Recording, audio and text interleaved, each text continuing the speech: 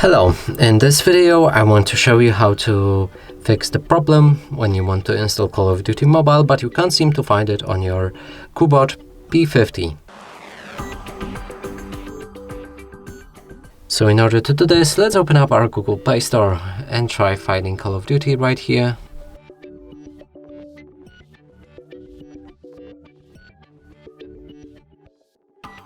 But as you can see, there's no real game. So go back, click on your profile picture, move to the settings, family, parental controls, and right here either disable parental controls entirely or go for apps and games and increase PG to at least 16.